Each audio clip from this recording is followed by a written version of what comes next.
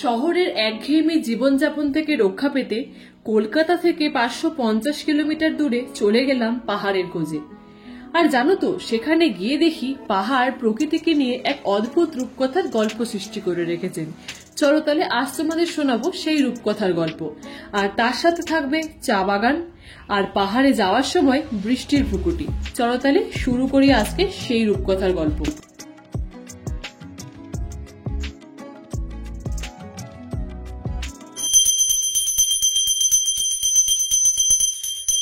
এখন বাজে ভোর 4টে, বেরিয়ে পড়েছে আমরা কালিম্পং দার্জিলিং যাওয়ার উদ্দেশ্যে।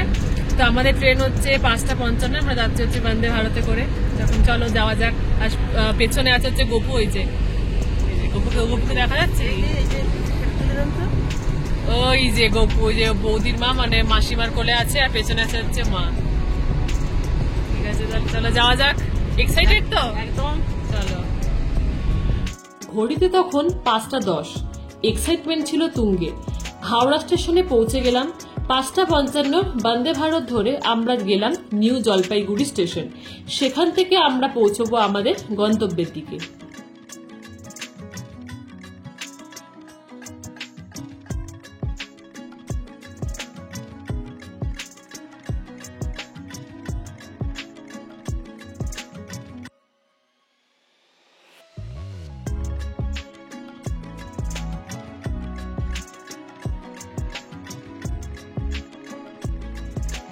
কুয়াশাচ্ছন্ন প্রকৃতিকে পেছনে ফেলে রেখে আমরা এগিয়ে চললাম আমাদের গন্তব্যের দিকে। আজকের আমাদের গন্তব্য কোলাখাম।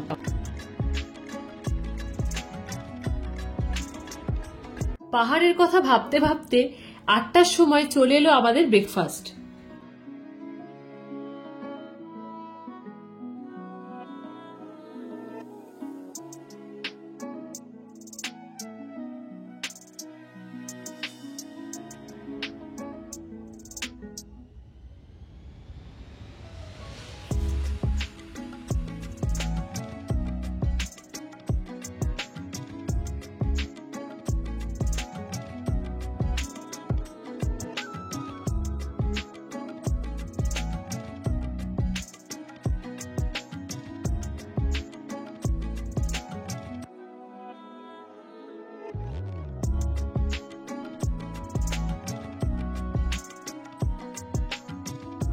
দেখতে দেখতে আমাদের লাঞ্চের টাইম হয়ে গেল, এখন মধ্যে 11:30।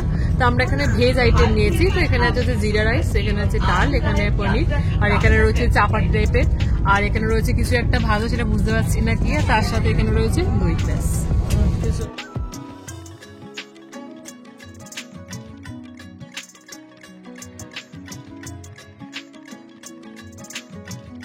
দুপুর 1:45 নাগাদ পৌঁছে গেলাম আমরা এনজিপি স্টেশনে। এখান থেকে শুরু হলো আমাদের যাত্রা। আজকের আমাদের ডেস্টিনেশন কোলাখাম। আচ্ছা, তার আগে একটা ছোট্ট ইনফরমেশন দিয়ে রাখি। এই সবকিছুই আমাদের আগের থেকে অনলাইনে বুক করা হয়েছিল, তো সেই অনুযায়ী আমাদের গাড়িও ঠিক টাইমে এসে পৌঁছয়। তো চলো তাহলে শুরু করি আজকের আমাদের গন্তব্যের দিকে।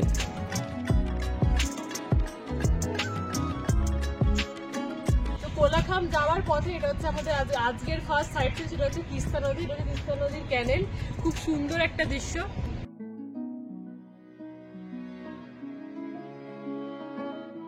খুব সুন্দর একটা দৃশ্য আছে, খুব ভালো লাগছে এখানে বেশ।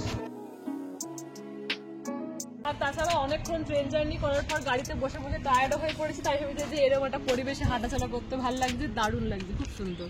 তিস্তা ব্যারেজ থেকে একটু এগিয়ে এলে এখানে একটা জায়গা আছে, যার নাম হচ্ছে গজলডোবা। খুব সুন্দর জায়গাটা, মানে পুরো ভিউটা জাস্ট অসাম। ফটোশুটের জন্য তো বটেই, খুব সুন্দর একটা জায়গা। এই গজলডোবার এই পেছনে আছেই হচ্ছে তিস্তা নদী। খুব সুন্দর একটা ভিউ পয়েন্ট এটা।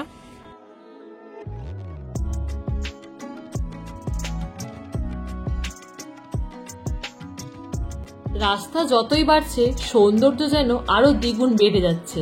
আর সেটা যদি হয় আবার দুপাশে চায়ের বাগান, তাহলে তো ব্যাপারটা একটু অন্যরকম হয়, তাই না?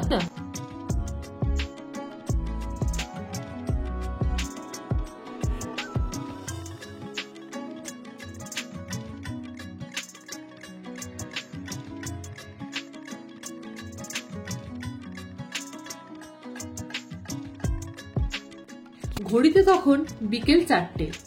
পাহাড় তার আরেক সঙ্গী বৃষ্টিকে নিয়ে আসে আমাদের স্বাগত জানাতে। সে এক অপরূপ দৃশ্য, জানো তো। মেঘলা আকাশ, দুপাশে চায়ের বাগান, পেছনে পাহাড়, আর তার সাথে বৃষ্টি। আচ্ছা, এর থেকে কি বেশি সৌন্দর্য উপভোগ করা যায়?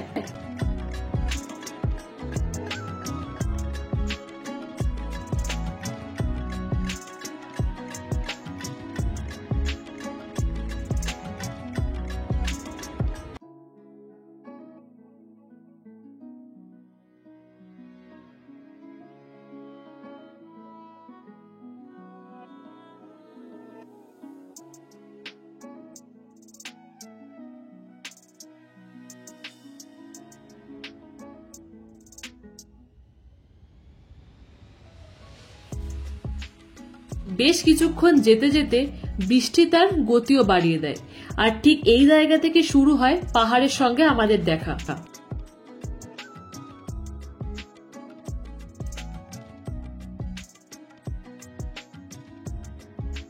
এই দৃশ্য উপভোগ করতে করতে আমরা এগিয়ে চললাম আজকের সেকেন্ড সাইট সিন চেল নদীর উদ্দেশ্যে।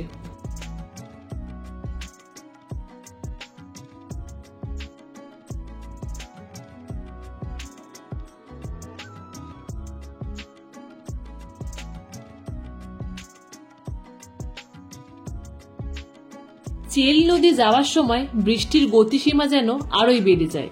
তবে বৃষ্টির গতি বাড়লেও আমাদের এক্সাইটমেন্ট কিন্তু বেশ তুঙ্গে ছিল। তাই চেল নদী যাওয়ার পথে এইরকম একটা জায়গায় না দাঁড়িয়ে আর পারলাম না। তাই অতিরিক্ত বৃষ্টির মধ্যেও আমরা নেমে পড়লাম সেই দৃশ্যটাকে অনুভব করতে। চলো তাহলে তোমাদেরও একবার ঘুরিয়ে দেখিয়ে দিই পুরো জায়গাটা। বৃষ্টি পড়ছে কিন্তু তাও আমাদের জায়গাটা দেখতে হবে, কারণ স্বাভাবিক এসব জায়গাতে আমরা একবারই আসবো। খুব সুন্দর লাগছে, তার সঙ্গে বৃষ্টিতেও ভিজছে, জাস্ট অসাধারণ অসাধারণ, মানে এত সুন্দর লাগছে, অসাধারণ।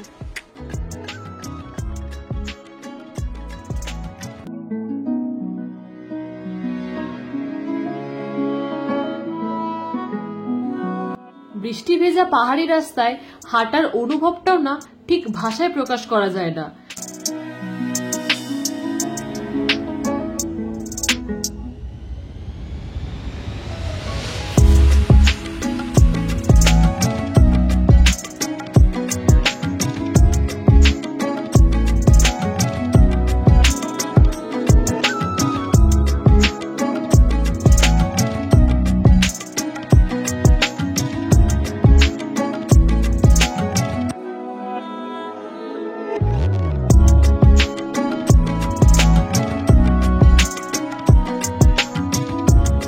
আমরা এখন এসছি আর একটা ভিউ পয়েন্টে, এটার নাম হচ্ছে চেল নদীর ভিউ পয়েন্ট। খুব সুন্দর একটা জায়গা, ওই যে সবাই দাদা নিচে যাচ্ছে, আমিও যাব। তার আগে দেখিয়ে দিই ওপর থেকে এখানে ভিউ, মানে এখানে নদীর শব্দটা আমরা শুনতে পাচ্ছি। এই যে আমরা এখন এখানে নিচে নামছি। তো এইখানের এই জায়গাটা হচ্ছে খুব স্লিপারি, যারাই আসবেন না কেন একটু দেখে শুনে আসাটাই ভালো, খুবই স্লিপারি। আর যারা একদমই নামতে পারবেন না, ওই যে আমার মা যেমন ওখানে বসে রয়েছে, তো ওইখান থেকেও ভিউ পয়েন্টটা আরো সুন্দর লাগে দেখতে। তাই তো, ওই যে মা নামতে পারবে না, তো মা ওইখান থেকে দেখছে। কেমন লাগছে ওটা দেখে? তুই তো নিচে নামতে পারবে না, তাহলে ঠিক আছে, তাহলে আমরা তাহলে একটু দেখে আসি, চলো। হ্যাঁ, টাটা। ওইখান থেকে আমরা নেমে আসলাম, এবারে এখানে আমরা যাচ্ছি নিচে আরো খুব সুন্দরভাবে দেখার জন্য। নিউ জলপাইগুড়ি থেকে কোলাখাম যাওয়ার পথে যদি গরুবাথান রোড দিয়ে যাওয়া যায় তবেই কিন্তু তোমরা এই সৌন্দর্য উপভোগ করতে পারবে, কারণ গরুবাথান রোড হয়ে গেলেই তবেই আমরা পৌঁছতে পারবো এই চেল রিভারের কাছে।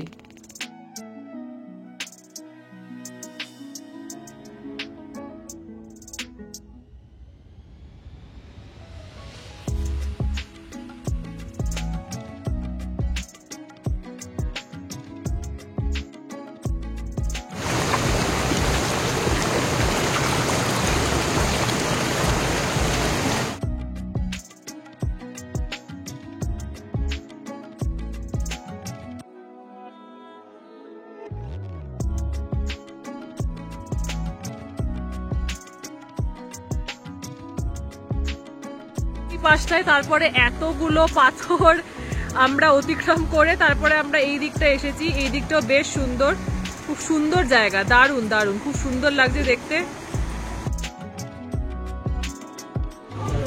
এক্ষুনি আমরা এই জায়গাটা থেকে জাস্ট ঘুরে এলাম, আর এটা হচ্ছে ওপরের থেকে ভিউ। এখানে কি সুন্দর বেশ ফুল রয়েছে। তো এইটা হচ্ছে এখানে একটা ছোট্টখাট্টো চায়ের দোকান। তো এখানের পরিবেশটাও খুব সুন্দর। আমরা ভিউ পয়েন্ট দেখে এলাম, এইখানে বেশ গরম গরম মোমো পাওয়া যাচ্ছে, এই যে। আর তার সাথে হালকা গানটা শিরশির করছে, তার সঙ্গে গরম মোমো, ব্যাপারটা আলাদা। আমি আর বৌদি দুজনে মিলে এখন জমে খাওয়া দাওয়া চলছে। ধীরে ধীরে সন্ধেও ঘনিয়ে আসছে, তাই বেশ কিছু সাইট সিন দেখার পর আমরা চলে গেলাম আমাদের আজকের ডেস্টিনেশন কোলাখামের উদ্দেশ্যে। চলো তাহলে যাওয়া যাক। আর জানো তো, পাহাড়ে সন্ধেবেলারও একটা আলাদাই সৌন্দর্য, তাই না?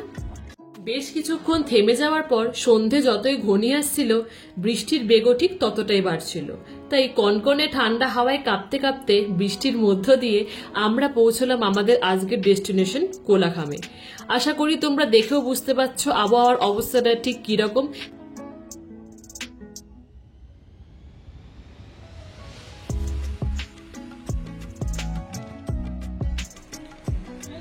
এই হচ্ছে আমাদের রুম। তোমাদের পুরো রুম টুরটা ভালো করে একবার দিয়ে দিচ্ছি। আশা করি তোমরা দেখেই বুঝতে পারছো এটা পুরোটাই হচ্ছে একদম কাঠের বাড়ি। এই ফার্স্ট টাইম আমরা এরকম কাঠের ঘরে থাকবো। খুব সুন্দর লাগছে দেখতে, দারুণ। এখানে একটা বসার জায়গা আছে। কেমন লাগছে মা? হ্যাঁ, কেমন লাগছে? এই প্রথম কাঠের ঘরে থাকছি আমরা, না? আর সিকিমে তো ছিল না, এখানে আছে। আচ্ছা, হ্যাঁ। তারপরে এখানে গপু এখন বসেছে গঙ্গা জল। হ্যাঁ, গপুর বেডটা ওইখানে দেখাচ্ছি। তার আগে এখানে গপু গঙ্গা জল ছিটিয়ে বসা হয়েছে। এখানে রয়েছে একটা আয়না, আর এখানে একটা সিঁড়ি রয়েছে যেটা দিয়ে আমরা উপরে যেতে পারি। ওটা যাবো একটু পরে, তোমাদের দেখাচ্ছি। আর এইটা হচ্ছে বেডটা যথেষ্ট সুন্দর। এই হচ্ছে বেড। আর এখানে রয়েছে হচ্ছে ওয়াশরুম। আর ওয়াশরুমটা সত্যি বলবো মানে অসাধারণ, মানে পুরো একদম নিট অ্যান্ড ক্লিন, অসাধারণ। খুব সত্যি আমাদের খুব পছন্দ হয়েছে এটা। এটা হচ্ছে আয়না, এখানে বেসিন, আর এখানে হচ্ছে স্নান করার জায়গা। খুব সুন্দর, দারুণ, বলো? হ্যাঁ, আর এখানে হচ্ছে পুরো তো ম্যাট পাতা আছে, এই যে পুরোটাতেই ম্যাট পাতা রয়েছে, খুবই সুন্দর লাগছে। এবার তোমাদের দেখিয়ে দিই ব্যালকনিটা। চলো এখন আবার উপরে যাই তাহলে।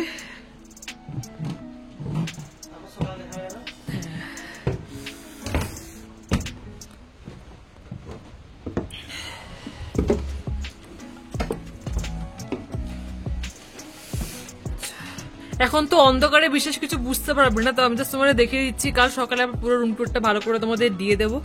এইখানেও একটা বেড পাতা রয়েছে, কেউ চাইলে এইখানটাও শুতে পারে, কিন্তু আমাদের নেই, নিচটাই ঠিক আছে। খুবই সুন্দর একটা জায়গা। হ্যাঁ, আর এখানে যে কি পরিমাণ ঠান্ডা এরকম করছে, মানে একই তো বৃষ্টি পড়ছে, তার সঙ্গে ঠান্ডা জায়গা তো এমনিতেই। আর যখন আর কি কলকাতায় মানে যখন বেরিয়েছিলাম আর কি, তখন তো ওখানে ঠান্ডা নেই, তখন নর্মালি গরমের ড্রেস পরি, বেশি ঠান্ডা ড্রেস পরিনি। আর এখন মানে কি মারাত্মক ঠান্ডা, মারাত্মক ঠান্ডা। পোশাকগুলো নিয়ে এসেছো তো? হ্যাঁ, পোশাক তো নিয়ে এসেছি, কিন্তু মানে হাড় কাঁপানো ঠান্ডা জায়গা বলে, পুরো সিকিমের মতোই মনে হচ্ছে। কিন্তু আমার নেই, আমি এখন ব্যাকে আছি তো, ব্যাক ক্যামেরা। আমার মেয়েকে বলছি একটু আমাকে দেখিয়ে দিতে। এই যে আমার মায়ের ঠান্ডা নেই, সত্যি আমার ঠান্ডা, আমার নর্মালি আমার এই ওয়েদারটা মায়ের ভালো লাগে। চলো সে পড়বো বাবা।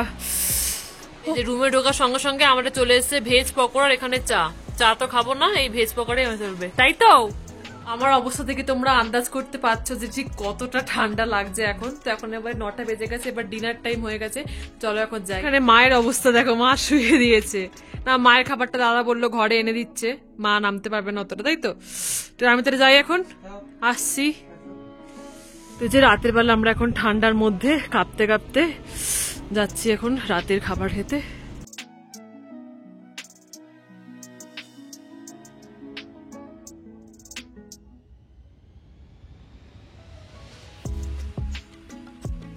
বুঝেছি, এখানে আছে ভাত, ডাল, এখানে আছে ডিমের কারি আর পাঁপড় ভাজা, ব্যাস। আর এখানে যারা ভাত খাবেন তাদের জন্য রুটি, এই যে রুটি।